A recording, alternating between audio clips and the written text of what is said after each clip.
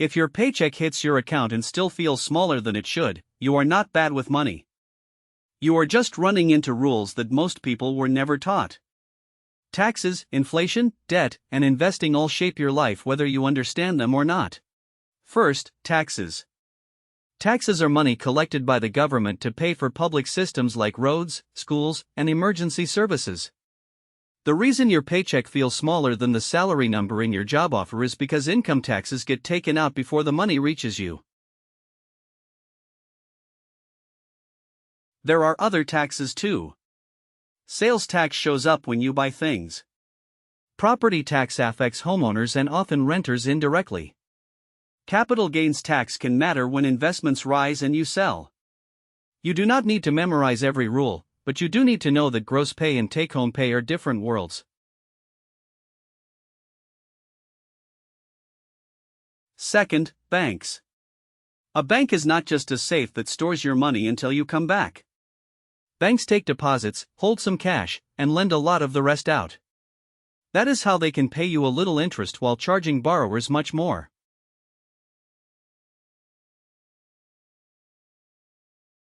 Third, interest. Interest is the price of money. If you borrow, interest is what money costs you. If you save, interest is what money earns you. That is why a credit card at 20% feels brutal while a savings account at 4% feels nice but not life-changing. Fourth, compound interest. This is money earning on prior earnings.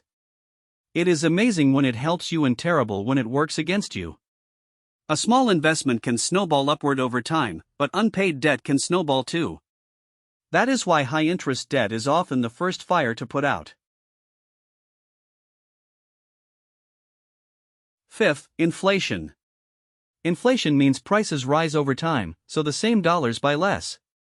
If your cash sits in a low-paying account while prices keep climbing, your buying power shrinks. That is why people feel stuck even when the number in their account has not changed much. Sixth, recessions.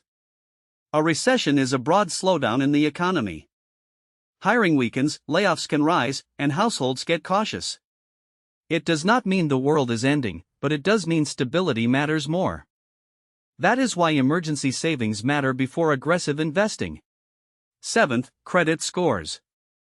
Your credit score is a 3-digit summary of how risky you look to lenders. It can affect loans, apartments, and interest rates. For beginners, the biggest wins are simple: pay on time and keep credit card utilization low. Eighth, currency and value. Money works because people agree it works. But price and value are not the same thing. Something can cost a lot and add very little to your life, while something cheap can save you stress, time, or future expenses. Ninth, investing.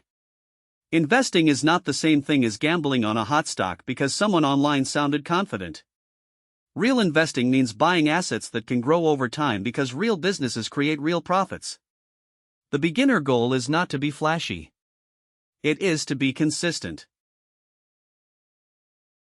That brings us to concept 10, index funds. An index fund is a basket of many companies in one investment. Instead of betting on one winner, you buy a broad slice of the market. That is why index funds are the beginner default. Simple, diversified, low cost, and boring in the best way. Time is the multiplier behind all of this. Starting early matters because time gives compound growth space to work. Starting small still counts. A simple plan started this year usually beats a perfect plan that lives in your Notes app forever. So what is the right beginner order? Build a basic spending plan. Create a starter emergency fund. Attack high-interest debt. If your employer offers a 401k match, grab the full match because that is free money. Then use accounts like a Roth IRA or increase your 401k contributions. The trap to avoid is confusing complexity with intelligence. Lifestyle inflation, buy now pay later habits, minimum credit card payments, and random stock tips all feel active. But activity is not the same as progress. Most people need fewer moving parts, not more. Your Week 1 plan is simple. Look at one pay stub. Open or review one savings account. Check your credit score. Log into your retirement account if you have one.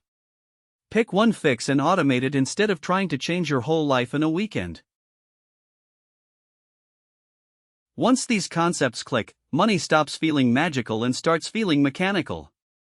That is the real goal. You do not need to know everything. You just need to understand enough of the machine that it stops surprising you. If this helped, subscribe to Plain Money for more beginner-friendly finance explainers every week. Like the video, leave a comment with the concept that confused you most, and watch our Finance Basics, HYSA, and Index Fund guides next. See you in the next video.